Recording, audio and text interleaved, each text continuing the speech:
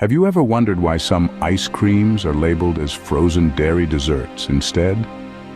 This is a peculiar game of semantics that you might have noticed while browsing the freezer section of your local grocery store. It's not just a random choice of words, but a result of strict guidelines and standards set by the Food and Drug Administration, or FDA for short. You see, the FDA is in charge of making sure we have a clear understanding of what we're consuming. To ensure this, they've developed a mathematical formula for ice cream. According to this formula, a product can only bear the label ice cream if it contains at least 10% dairy fat and weighs 4.5 pounds to the gallon. This weight requirement is crucial because it ensures that no ice cream can have more than 100% overrun, which is the amount of air equal to the solids in the ice cream. In simpler terms, the FDA wants to make sure that when you buy ice cream, you're getting a sufficient amount of dairy milk fat and not just a carton full of air.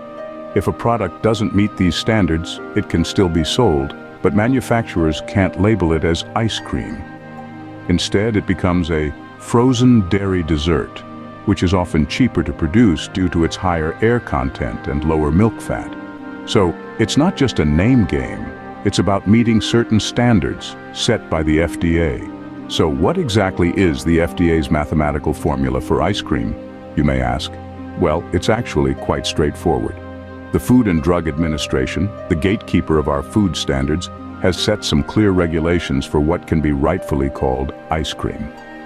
First off, any product aspiring to don the glorious title of ice cream must contain at least 10% dairy fat.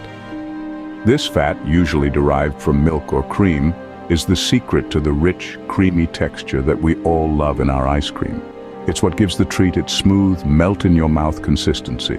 Secondly, the ice cream must weigh at least 4.5 pounds to the gallon.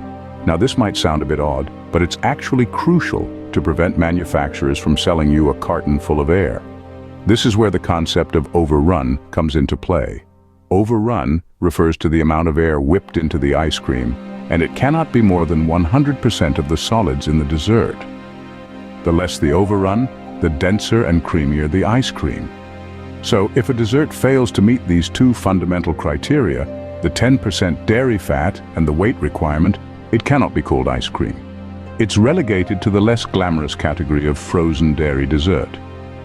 If a product doesn't meet these standards, it can't be called ice cream. Instead, it's a frozen dairy dessert. But how does this affect the taste of your favorite cold treat, you may ask? Well, let's dive into the delectable details. The taste difference, while subjective, is quite noticeable. Ice cream, with its higher dairy fat content and less air, presents a creamier, denser mouthfeel. This is the rich, velvety experience we often associate with indulging in a scoop or 3 of our favorite flavor. On the other hand, frozen dairy desserts are a lighter affair. With more air whipped into the mix and less milk fat, these desserts have a fluffier texture. They're often cheaper to produce as well, which can, in turn, affect the taste. Some brands might even add additional ingredients to enhance the flavor or texture. So, the next time you're standing in the frozen aisle, remember, more air and less milk fat makes for a lighter dessert. So, if you prefer a creamier, denser treat, you might want to stick to true ice cream. Opening. How do companies navigate these definitions?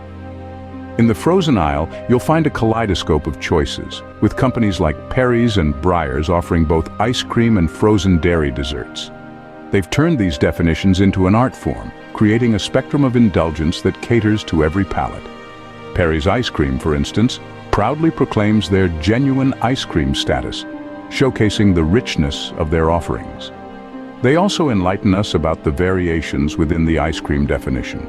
On one end, there's economy ice cream, meeting the bare minimum standards, and on the other, the super premium category, boasting as low as 50% overrun and milk fats, as high as 18%. Breyers, meanwhile, gives consumers the power of choice with both ice cream and frozen dairy desserts in their lineup. The distinction might not be instantly apparent, but it's there, hiding in the fine print. Closing. Next time, you might want to examine the packaging carefully before picking your frozen treat. Despite these distinctions, ice cream remains a catch-all term. Many people often use it to describe anything that is creamy, frozen, and brimming with sweetness. It's a common misconception that's easy to fall for, given the sugary allure of these frozen treats. But it's crucial to remember that not every creamy delight you encounter in the frozen aisle is genuine ice cream. The FDA standards and guidelines ensure that. So next time, think twice before you scoop. Remember, not all that screams ice cream is indeed ice cream.